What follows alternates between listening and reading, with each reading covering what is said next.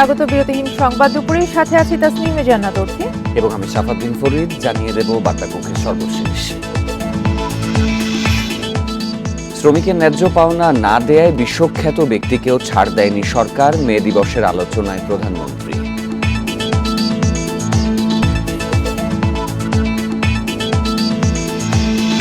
টানা তাপপ্রবাহ থেকে মুক্তির সুখবর। কাল দুপুরে রাজধানীতে বৃষ্টির পূর্বাভাস, দাবদাহ কমার আশা।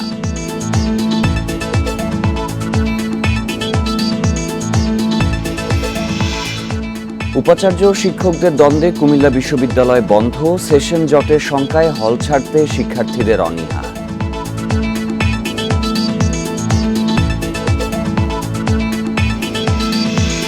নাটোরের লালপুরে পৌর আওয়ামী লীগের সহ সভাপতি মঞ্জুর রহমান মঞ্জুকে গুলি করে হত্যা, গ্রেপ্তার এক।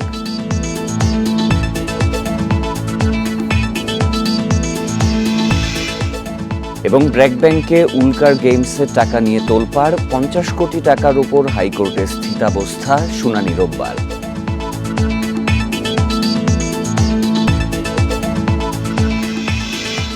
এবারে জানাবো বিস্তারিত খবর। শ্রমিকদের ন্যায্য পাওনা বঞ্চিত করলে সে যেই হোক, আন্তর্জাতিক খ্যাতি সম্পন্ন হলেও তাকে ছাড় দেয়া হয় না বলে জানিয়েছেন প্রধানমন্ত্রী শেখ হাসিনা। দুপুরে বঙ্গবন্ধু আন্তর্জাতিক সম্মেলন কেন্দ্রে মহান মে দিবসের আলোচনা সভায় একথা জানান তিনি। প্রধানমন্ত্রী বলেন, করোনা, রাশিয়া ইউক্রেন যুদ্ধ সহ নানা কারণে মুদ্রাস্ফীতি মোকাবিলায় শ্রমিকদের মজুরি পুনর্গঠন করেছে সরকার। মালিকদের বিলাসিতা কমিয়ে শ্রমিকদের প্রতি নজর দেওয়ার আহ্বান জানান প্রধানমন্ত্রী। বলেন, ভাড়াটে লোকদের দিয়ে পোশাক কারখানা সহ বিভিন্ন সেক্টরে আন্দোলনে শ্রমিকদেরই ক্ষতি হয়। কারো প্ররোচনায় শিল্পের ক্ষতি করা যাবে না। শ্রমিক মালিক সুসম্পর্ক বজায় রেখে উৎপাদন বাড়াতে তাগিদ দেন প্রধানমন্ত্রী। কলকারখানা এবং প্রতিষ্ঠানসমূহ পরিদর্শনের পরবর্তীতে নোটিশ প্রদান, শ্রম আদালতে মামলা দায়ের, অভিযোগ ব্যবস্থাপনা, labour inspection management application lima এর মাধ্যমে আমরা ব্যবস্থা নিচ্ছি। কেউ যদি আমাদের শ্রমিকদের ন্যায্য পাওনা থেকে বঞ্চিত করে, সে যে যত বড়ই হোক না কেন, আন্তর্জাতিক খ্যাতি সম্পন্ন হলেও তাদেরকে আমরা ছাড়ি না, ছাড়ব না। শ্রমিকের পাওনা যথাযথভাবে পরিশোধ করতে হবে, তাদের ভালো মন্দ দেখতে হবে। সারা দেশে র্যালি, আলোচনা সভা সহ নানা কর্মসূচিতে পালিত হচ্ছে মহান মে দিবস ও আন্তর্জাতিক শ্রমিক দিবস।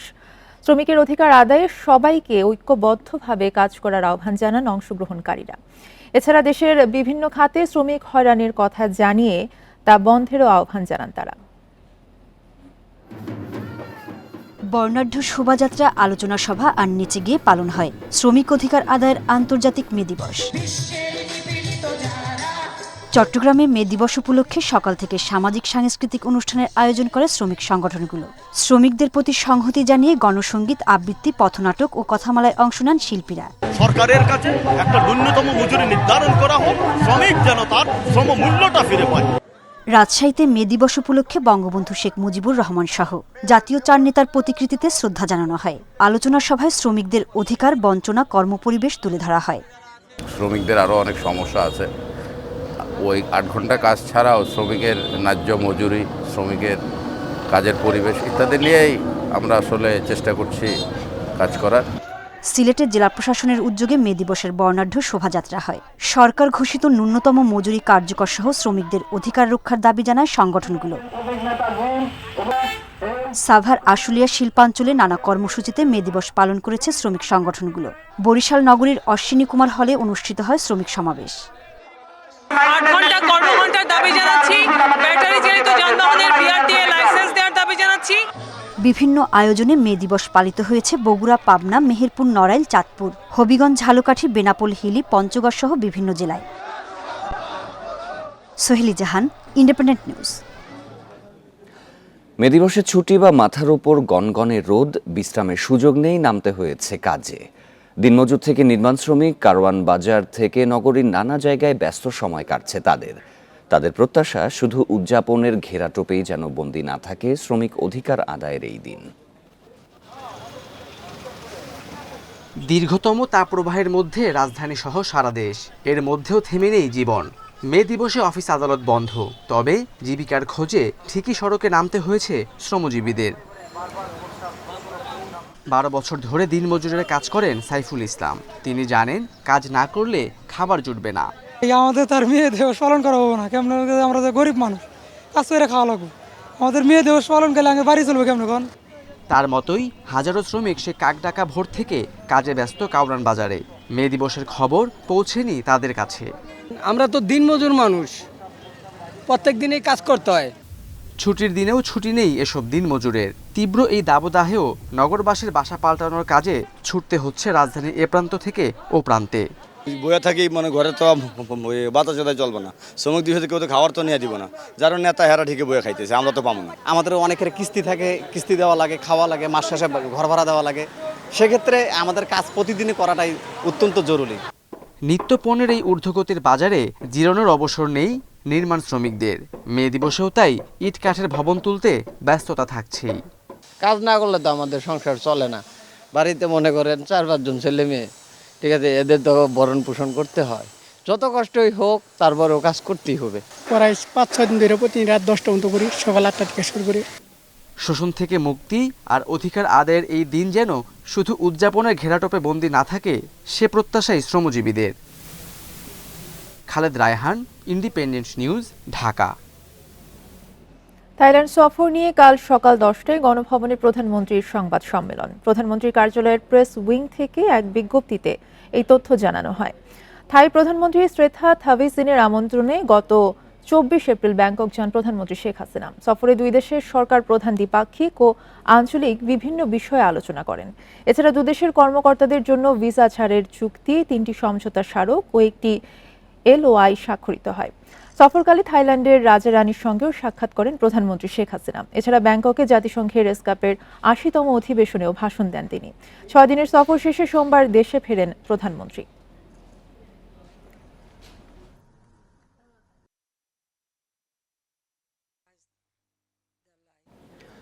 বিএনপি চেয়ারপারসন খালেদা জিয়াকে এভারকেয়ার হাসপাতালে নেওয়া হবে। শারীরিক কিছু পরীক্ষার জন্য সন্ধ্যায় তাকে হাসপাতালে নেওয়া হবে।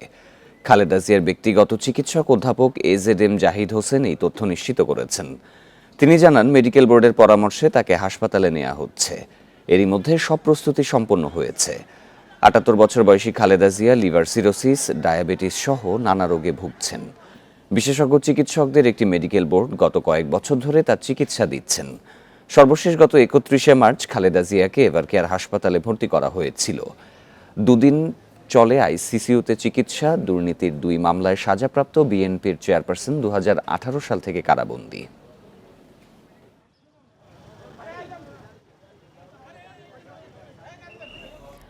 দ্বাদশ সংসদের দ্বিতীয় অধিবেশন বসছে কাল, চলবে 6 কার্যদিবস।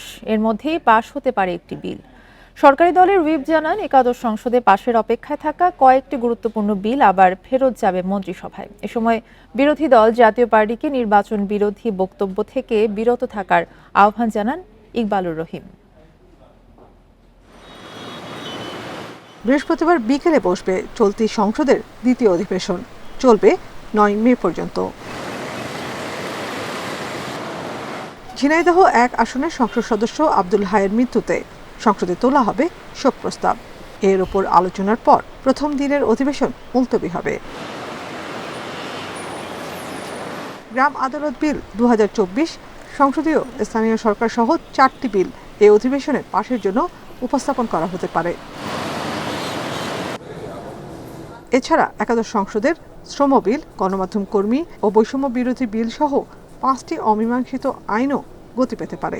এগুলি পুনরায় বর্তমান অবস্থার পরিপ্রেক্ষিতে বাস্তবতা বিবেচনায় এগুলি ক্যাবিনেটে উপস্থাপিত হবে এবং ক্যাবিনেটে সিদ্ধান্ত নিয়েই আবার সংসদে বিল আকারে উপস্থাপিত হলে সংক্ষিপ্তভাবে এই অধিবেশনটা হবে। এবং এখানে ইতিমধ্যে আমাদের 4টি বিল সংসদে জমা পড়েছে। এর মধ্যে একটি বিল হয়তো পাশ হতে পারে। ধারণা করা হচ্ছে এবারের অধিবেশনে জাতীয় পার্টি নির্বাচন বিরোধী বক্তব্য নিয়ে বিতর্ক হতে পারে। সরকারি দলের হুইপ বলেন, স্ববিরোধী আচরণ ত্যাগ করতে হবে বিরোধী দলকে। যে সব জায়গায় সমান হয় নাই, টোটাল ইলেকশন খারাপ হয়েছে বলি না, পার্টলি কোথাও খারাপ হয়েছে, পার্টলি কোথাও ভালো হয়েছে। কাজে ইলেকশন নিয়ে স্বাধীনের পরে 12টি ইলেকশন নিয়ে কিন্তু এই প্রশ্ন আছে। এটা একটা স্ববিরোধী কথা, কারণ নির্বাচন যদি সুষ্ঠু না হয় তাহলে তারা নির্বাচিত এমপি হিসাবে কিভাবে শপথ নিল এবং বিরোধী দলের আসন বসে আছেন তারা। তো নির্বাচন যদি সুষ্ঠু না হয় তাহলে তাদের তো অস্তিত্ব থাকে না। এর পরপরই জুনের প্রথম সপ্তাহে বসবে বাজেট অধিবেশন, চলবে মাসব্যাপী। বৃদ্ধি করে দেওয়া হয়। নাফিদুল্লাহ, ইন্ডিপেন্ডেন্ট নিউজ, ঢাকা।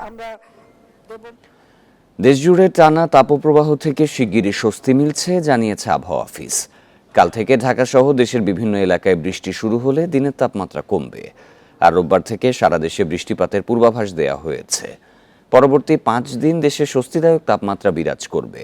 তবে আজ বেশিরভাগ জেলায় অব্যাহত থাকছে তাপপ্রবাহ। গত কয়েক সপ্তাহ ধরে সারা দেশে তীব্র গরমে দুর্বিষহ জনজীবন।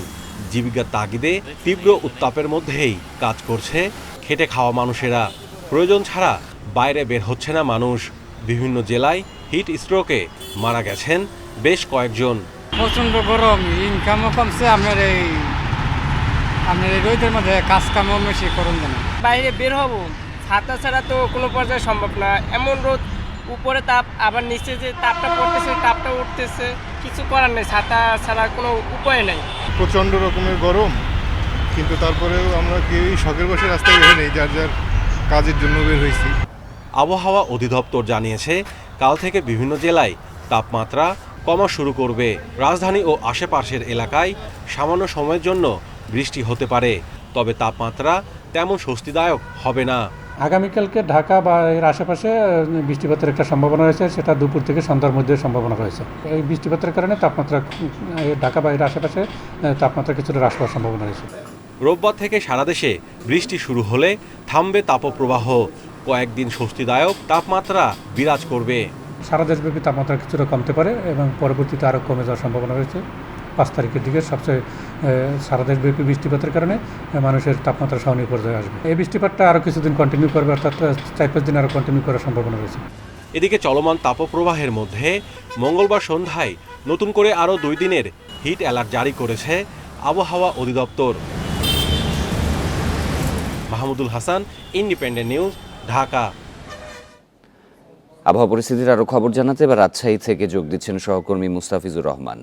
মুস্তাফিজ, তাপপ্রবাহ এখনও চলমান রয়েছে। আজকে তাপমাত্রা কত ডিগ্রি সেলসিয়াস রাজশাহীতে? বৃষ্টির কোনো পূর্বাভাসের বিষয়ে তথ্য পেয়েছেন কি?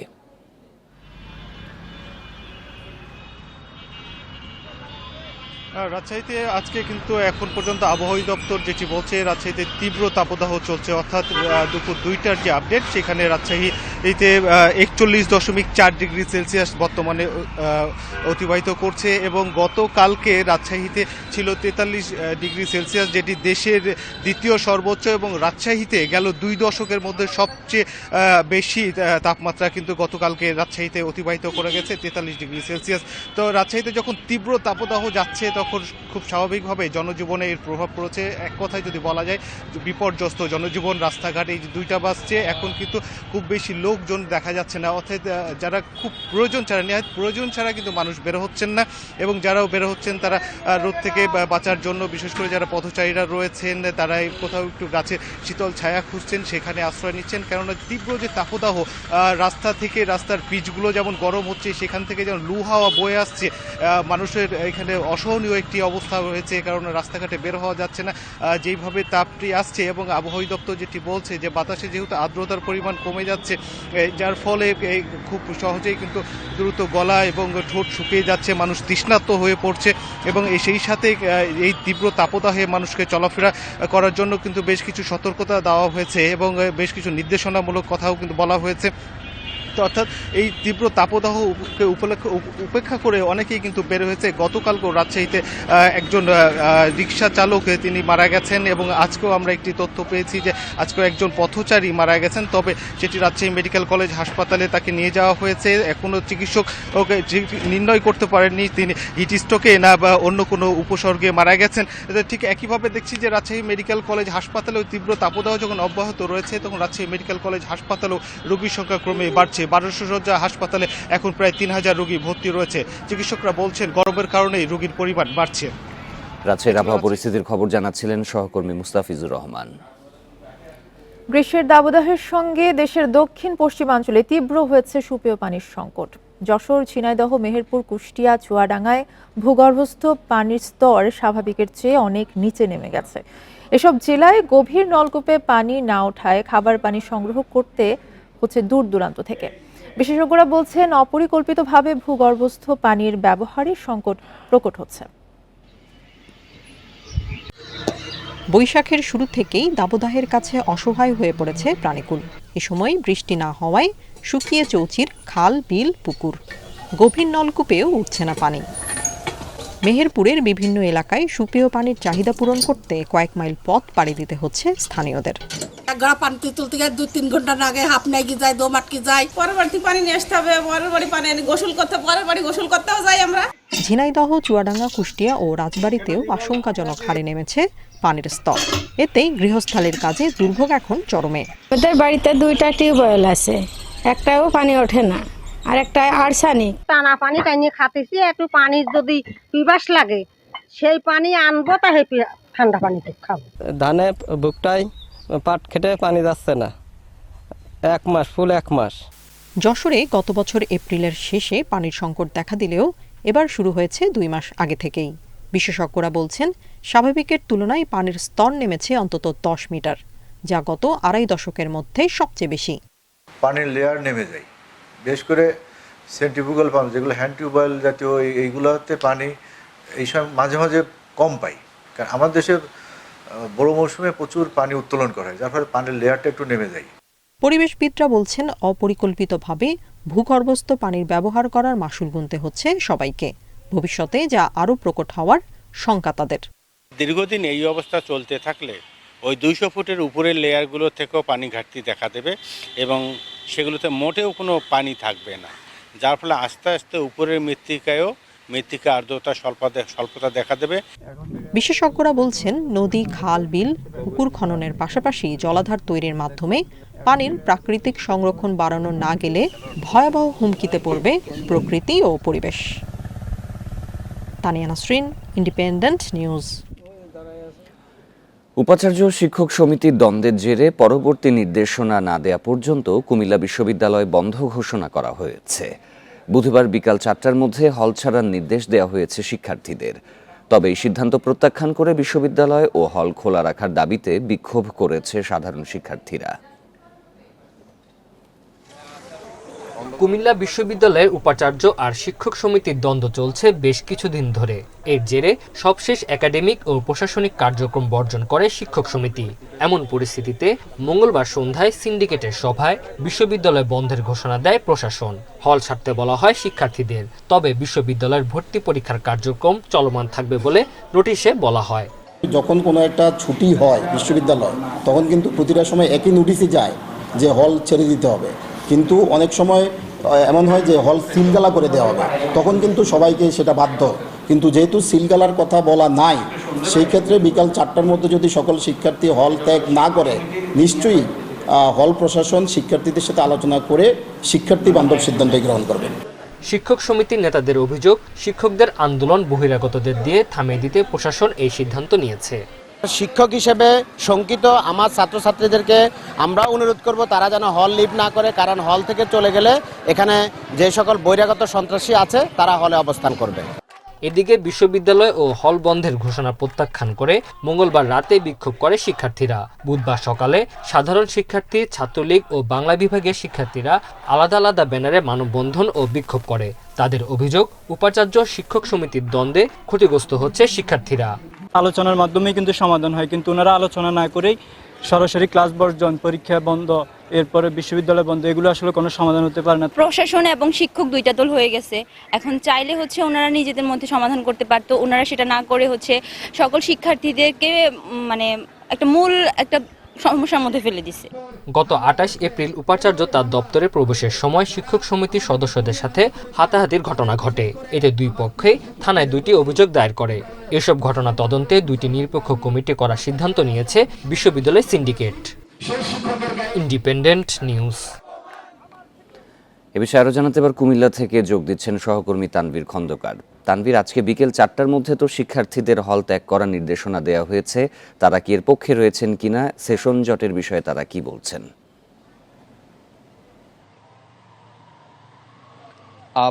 বিশ্ববিদ্যালয় প্রশাসন যেটি বলছে যে বিকেল 4টার মধ্যে হল থেকে শিক্ষার্থীদেরকে চলে যেতে হবে, কিন্তু আমরা সকাল থেকে যেটি দেখেছি যে হল ছেড়ে কিন্তু তেমন কোনো শিক্ষার্থী এখনো পর্যন্ত যায়নি।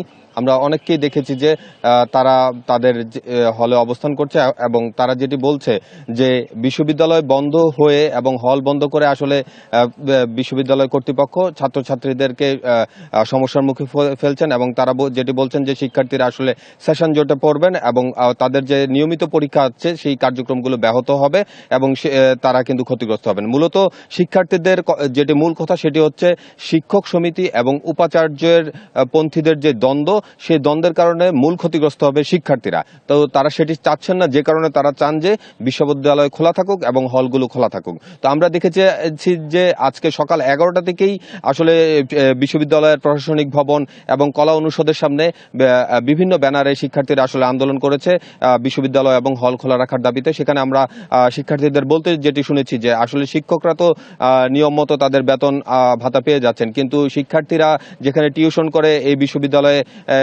পড়াশোনা করছে তাদের যদি এই মুহূর্তে হল বন্ধ করে দেওয়া হয় তাহলে তারা কিন্তু সংকটময় মুহূর্ত পার করতে হবে। অন্যদিকে যদি পরীক্ষা এবং ক্লাস পিছিয়ে যায় সেক্ষেত্রে তারা কিন্তু গত করোনাকালীন সময়ের মতো কিন্তু সেশন জটে পড়ে যাবে। তো সব মিলিয়ে তাদের মূল বক্তব্য হচ্ছে যে উপাচার্য এবং শিক্ষক সমিতি তারা যেন একটি আলোচনায় বসে আসলে এই সমস্যাগুলোর সমাধান করেন। তো গতকাল যে এই সমস্যার জন্য মূলত গতকাল বিশ্ববিদ্যালয়ের 93তম সিন্ডিকেট যে সভা, সে সভায় কিন্তু সিদ্ধান্ত নেওয়া হয় বিশ্ববিদ্যালয়ের প্রশাসনিক এবং হলগুলো বন্ধ রাখার জন্য। তারা কিন্তু বলছে যে দুটি আলাদা তদন্ত কমিটি গঠন করা হচ্ছে এই বিষয়গুলো তদন্ত করে জানানোর জন্য। আর কিছুক্ষণের মধ্যেই আসলে বিশ্ববিদ্যালয় থেকে দুটি বাস ছেড়ে যাবে ঢাকা এবং চট্টগ্রামের উদ্দেশ্যে। বিশ্ববিদ্যালয়ের শিক্ষার্থীরা চাইলে এই বাসে করে বাড়ি ফিরতে পারবেন বলে আমাদেরকে প্রশাসনের পক্ষ থেকে বলা হয়েছে। তো এই ছিল আমার কাছে কুমিল্লা বিশ্ববিদ্যালয় থেকে সর্বশেষ খবর। কুমিল্লা বিশ্ববিদ্যালয়ের সর্বশেষ পরিস্থিতি জানাচ্ছিলেন সহকর্মী তানভীর খন্দকার। নাটোরের লালপুরে পৌর আওয়ামী লীগের সহ সভাপতি মঞ্জুর রহমান মঞ্জুকে গুলি করে হত্যা করেছে দুর্বৃত্তরা। এই ঘটনায় জড়িত সন্দেহে সুমন নামে একজনকে গ্রেপ্তার করেছে পুলিশ। গোপালপুর রেলগেট এলাকায় গতরাতে এই হত্যাকাণ্ড ঘটে। পুলিশ জানায় রাত 11:15টার দিকে রেলগেটের পাশে কনফেকশনারিতে যান মঞ্জু। এ সময় 3টে মোটরসাইকেলে করে কয়েকজন সন্ত্রাসী মঞ্জুকে মাথায় ও পেটে গুলি করে পালিয়ে যায়। পরে স্থানীয়রা আহত অবস্থায় গোপালপুরের একটি বেসরকারি হাসপাতালে নিলে চিকিৎসক তাকে মৃত ঘোষণা করেন। রাজনৈতিক প্রতিহিংসার কারণে হত্যাকাণ্ড বলে প্রাথমিকভাবে ধারণা করছে পুলিশ। হত্যায় জড়িতদের গ্রেফতারে অভিযান চলছে। পরিস্থিতি স্বাভাবিক রাখতে এলাকায় অতিরিক্ত পুলিশ মোতায়েন করা হয়েছে।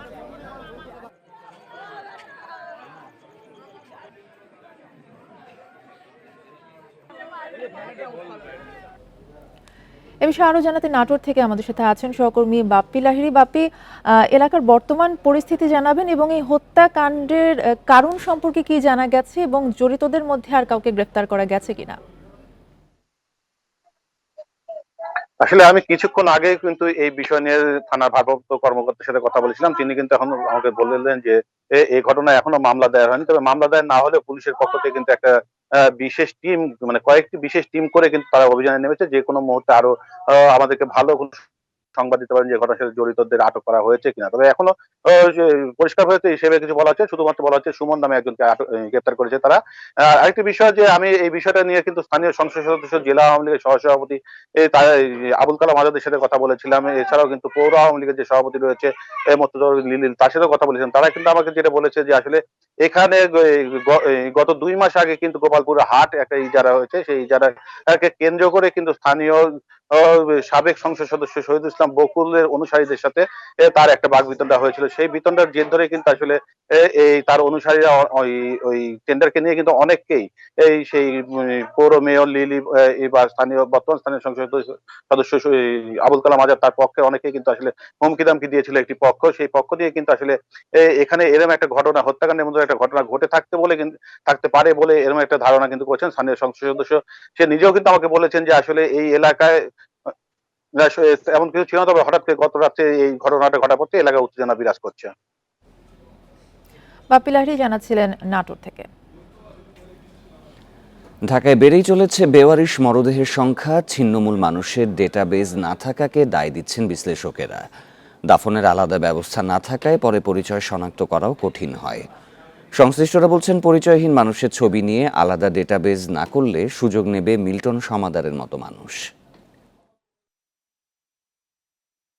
২০০২ সালের ১০ নভেম্বর রাজধানীর পোস্তাগোলা সেতুর নিচে পাওয়া যায় মডেল তিন্নির মরদেহ। বেওয়ারিশ হিসেবে দাফনের পর তার মরদেহের ছবি প্রকাশ করে পুলিশ। এরপরই তিন্নিকে শনাক্ত করে স্বজনরা। তবে সঠিক মরদেহ পেতে সেদিন ৭টি কবর খুঁড়তে হয়েছিল। রাজধানীতে পরিচয়হীন মরদেহ দাফনের কোনো আলাদা কবরস্থান নেই সৎকারের বিশেষ ব্যবস্থাও। ১০০ বছরের অনেক উপরে চলে গেছে, আঞ্জুমানের বয়স হয়েছে, আজও পর্যন্ত আমার কিন্তু নির্দিষ্ট কোনো কবরস্থান নেই। আমরা কিন্তু শনাক্ত করতে পারবো না যে লাশটা আপনি যেটা নিয়ে মামলা হয়েছে ওই দিন যতগুলো লাশ দাফন হয়েছে সবগুলো লাশ তোলা হয়। এটা সম্পূর্ণ অমানবিক। প্রতি বছরই বাড়ছে বেওয়ারিশ মরদেহের সংখ্যা। আঞ্জুমান মফিদুল ইসলামের তথ্যমতে ২০২২ সালে এমন মরদেহ ছিল ৪৪৩টি। ২০২৩ সালে এই সংখ্যা দাঁড়ায় ৪৯০টিতে। আর এ বছর প্রথম ৩ মাসেই বেওয়ারিশ মরদেহ মিলেছে ১২৬ জনের। বিশ্লেষকরা বলছেন, বেশিরভাগ দেশেই পরিচয়হীন মরদেহ এবং মানসিক প্রতিবন্ধীদের আলাদা ডাটাবেজ ও ওয়েবসাইট রয়েছে। কেউ নিখোঁজ হলে প্রথমে সেখানে জানায় স্বজনরা। দেশেও এমন ডাটাবেজের তাগিদ তাদের। যেখানে তার কোনো ট্রেস আউট নাই, কেউ চেনে না, জানে না, এলাকার মানুষজন বলে যে না, কিন্তু আমরা চিনি না। বেওয়ারিশ হিসেবে যেহেতু লাশটা পছন্দ ধরবে, তাকে কিন্তু সহজেই এই যে আপনার প্রমাণ বা যে দলিল সেটা লুকানোর জন্য কিন্তু ক্রিমিনালরা এটা একটা পদ্ধতি ব্যবহার করে। পাওয়া গিয়েছে এবং বেওয়ারিশ লাশের খোঁজ করছে, এরকম একটা কিন্তু আমরা হটলাইন নাম্বার আমরা রাখতে পারি। অপরাধীরা যেন হাতিরঝিল, বেড়িবাঁধের মতো এলাকাকে মরদেহ লুকানোর স্পট হিসেবে ব্যবহার করতে না পারে সে বিষয়ে কাজ করার কথা জানান পুলিশ কর্মকর্তারা। আরাফাতুর রহমান, ইন্ডিপেন্ডেন্ট নিউজ, ঢাকা। ব্র্যাক ব্যাংকে থাকা উল্কা গেমসের কর ফাঁকির ৫০ কোটি টাকার ওপর ৫ মে পর্যন্ত স্থিতাবস্থা জারি করেছে হাইকোর্ট। এতে করে এনবিআর আপাতত এই টাকা আর তুলতে পারছে না। এ নিয়ে আবারও শুনানি হবে রোববার সকালে। বিচারপতি রিফাত আহমেদের একক বেঞ্চ এই আদেশ দেন। এর আগে মঙ্গলবার দিনভর চেষ্টার পরেও ব্র্যাক ব্যাংক থেকে এই টাকা আদায়ে ব্যর্থ হন এনবিআর কর্মকর্তারা। জানা যায়, অনলাইন জুয়া কোম্পানি উল্কা গেমসের বিরুদ্ধে ২ বছর আগে তদন্ত শুরু করে এনবিআর এর গোয়েন্দা সংস্থা সিআইসি। টাকা নিয়ে যাতে পালিয়ে যেতে না পারে সেজন্য ব্র্যাক ব্যাংকে অ্যাকাউন্টে থাকা উল্কা গেমসের ৫৩ কোটি টাকা আটকে দেওয়া হয়। তদন্তে প্রায় ৫০ কোটি টাকা কর ফাঁকির প্রমাণ পাওয়া যায়। মঙ্গলবার অ্যাকাউন্টটি সচল করে টাকা আদায়ে কর অঞ্চল ১৫কে নির্দেশ দেয় সিআইসি। আদেশ পেয়ে ব্র্যাক ব্যাংকের গুলশান শাখায় যান কর্মকর্তারা, কিন্তু টাকা দিতে অস্বীকৃতি জানায় ব্যাংক।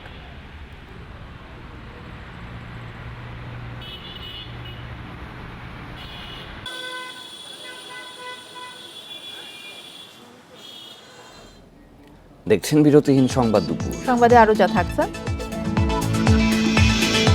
রাজধানীর পল্লবীতে বাসের ধাক্কায় শিশু সহ নারী পোশাক শ্রমিক নিহত, গাড়ি জব্দ, চালক আটক।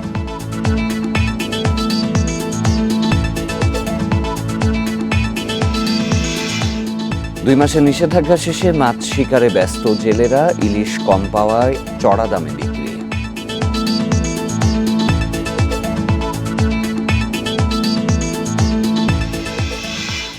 এলডিসির দেশে উত্তরণের পর রপ্তানি কমতে পারে সর্বোচ্চ ১৪%। স্বল্পোন্নত দেশের কাতার থেকে বেরিয়ে গেলে রপ্তানি পণ্যে যে শুল্ক আরোপিত হবে তার জেরে রপ্তানি কমার আশঙ্কা করা হচ্ছে। এশীয় উন্নয়ন ব্যাংক এডিবির প্রতিবেদনে উঠে এসেছে এই তথ্য। এতে বলা হয়েছে, বাংলাদেশের রপ্তানি পণ্যের শুল্ক আরোপ হলে বা বেড়ে গেলে তার জেরে রপ্তানি ৫.৫ থেকে ১.৪% পর্যন্ত কমে যেতে পারে। এই বাস্তবতায় দেশের রপ্তানির সক্ষমতা বৃদ্ধির বিকল্প নেই বলে মনে করে সংস্থাটি। এলডিসি উত্তরণের পর কানাডায় পণ্য রপ্তানির ক্ষেত্রে ১৬% পর্যন্ত, ভারতে ৮.৬, জাপানে ৮.৭ ও চীনে রপ্তানির ক্ষেত্রে ৭% শুল্ক আরোপিত হতে পারে। এছাড়া আমদানিতে ভারতের অগ্রাধিকার তালিকায় নেই এমন অনেক পণ্য আবারও নেতিবাচক তালিকায় ঢুকে যেতে পারে।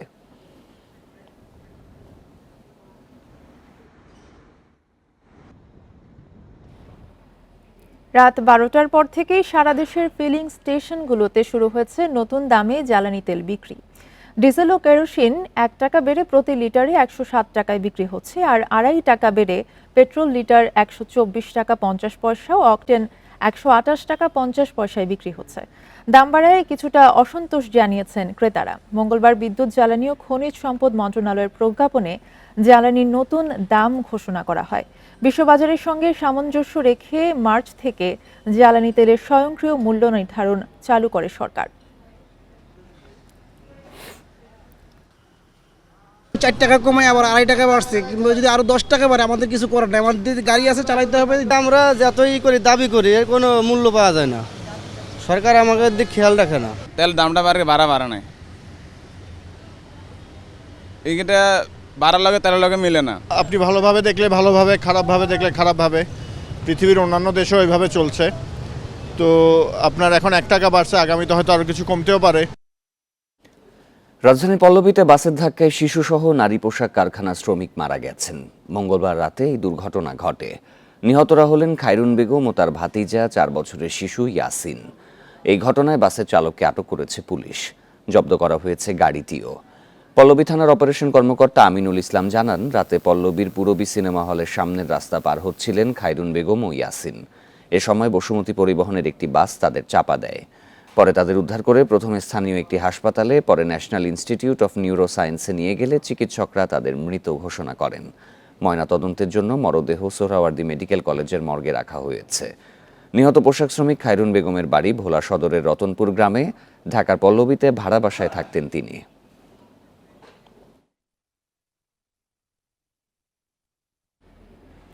তীব্র তাপপ্রবাহে যখন জনজীবন অতিষ্ঠ, তখন কুষ্টিয়ায় 3000-এর বেশি গাছ কাটার সিদ্ধান্ত আত্মঘাতী বলছেন পরিবেশবিদরা।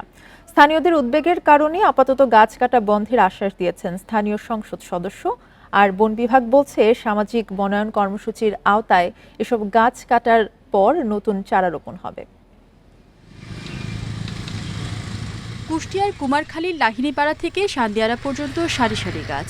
তীব্র গরমে শীতল ছায়া দিচ্ছে পথ চলতি মানুষকে। পাউবর জিকে খাল ঘেঁষে প্রায় 20 কিলোমিটার পাকা সড়কে 10 বছর আগে কয়েক হাজার ফলদ ও বনজ গাছ লাগিয়েছিল বন বিভাগ। তবে এরই মধ্যে প্রায় 3000 গাছ কাটা দরপত্র আহ্বান করেছে বন বিভাগ। চলছে চিহ্নিতর কাজও। এভাবে গাছ উজাড়ের সিদ্ধান্তে ক্ষুব্ধ স্থানীয়রা। এখন গাছগুলো থাকলে আমরা ছায়ায় চলতে পারছি, তারপরে গরমের উত্তপ্ত রোদ থেকে বাঁচতে পারছি। এখানে একটু রেস্ট করে, একটু ঠান্ডা আবহাওয়া থাকে, এই জন্য আর কি গাছগুলো থাকলে ভালো হয়। কৃষি প্রধান দেশ, কৃষকেরাও গাছের ছায়ায় অনেকটা সময় বিশ্রাম করে থাকে, তো সেই ক্ষেত্রে আমরা চাই না যে গাছগুলো এই সময়ে কাটা হোক। তীব্র তাপপ্রবাহের মাঝে গাছ কাটার সিদ্ধান্ত আত্মঘাতী বলছেন পরিবেশবিদরা। তো পশু পাখি আমরা দেখেছি যে জায়গা না পেয়ে এখানে আশ্রয় নিত, গাছগুলো কেটে ফেললে তো তারা আশ্রয়হীন হবে। আমরা হব কি প্রশান্তির জায়গা থেকে, সৌন্দর্যের জায়গা থেকে মানুষ বঞ্চিত হবে। বন বিভাগ বলছে, সামাজিক বনায়ন কর্মসূচির আওতায় সমিতির মাধ্যমে লাগানো গাছ কেটে নতুন গাছ রোপণ করা হবে। পরে একটা রোটেশন থাকে নিম্নে 10 বছর। 10 বছরে আমরা এবারে পুনরায় ফেলিং করি। ফেলিং করার পরে যার একটা হিস্সা অনুযায়ী বা চুক্তি অনুযায়ী তার কি পাওনা বুঝিয়ে দেয় এবং পুনরায় এক্ষেত্রে বনায়ন করা হয়। এদিকে প্রতিবাদের মুখে আপাতত গাছ না কাটার আশ্বাস স্থানীয় সংসদ সদস্যের। আমরা ভবিষ্যতে একটা ব্যবস্থা গ্রহণ করছি, সেটা হলো এই যে একটি গাছ কাটলে 10টি গাছ লাগিয়ে সেটা আমরা পরীক্ষা করব, দেখব যে এই গাছগুলো বাঁচবে কিনা, তারপর আমরা কোনো গাছ কাটতে দেব। তার আগে কোনো গাছ কাটতে দেওয়া হবে না। 2004 সাল থেকে জেলায় সামাজিক বনায়ন কর্মসূচি শুরু করে বন বিভাগ। Independent news. 2 মাসের নিষেধাজ্ঞা উঠে যাওয়ায় পদ্মা মেঘনায় মাছ ধরতে ব্যস্ত জেলেরা, আর বেচা কেনায় সরগরম হয়ে উঠছে মাছের আড়ত। তবে প্রথম দিন ইলিশ কম পাওয়ার দাবিতে হাঁকছেন চড়া দাম। সরবরাহ বাড়লে দাম কমবে বলছেন ব্যবসায়ীরা। নিষেধাজ্ঞা উঠে যাওয়ার পর থেকেই মাছ ধরতে ব্যস্ত জেলেরা, তবে আশানুরূপ হারে ইলিশ ধরা পড়ছে না বলে জানান তারা। মাছ নিয়ে ঘাটে ভিড় করলেও বেশিরভাগ জেলের নৌকাতেই নেই পর্যাপ্ত মাছ। এ কারণে বেড়ে গেছে দামও। মাছ পায় একটা দুইটা, 10 জন 12 জন জাইলা নদীর যায়। ছড়া মাসে যদি 12,000-13,000 টাকা ভাগে পায় তো জাইলা চলবো কেমনি? আগে যে 5-10 হাজার টাকার মাছ বেচতো, এখন 3,000-1500 টাকার মাছ বেচে। মাছের এখানে খুব কম। 2 মাসের নিষেধাজ্ঞার পর শরীয়তপুরের পদ্মা নদীতে মাছ ধরতে নেমে জালে প্রচুর ইলিশ ধরা পড়ার আশায় জেলেরা। মাছ ধরা শুরু, আমরা আশা করি ভালো মাছ পাবো।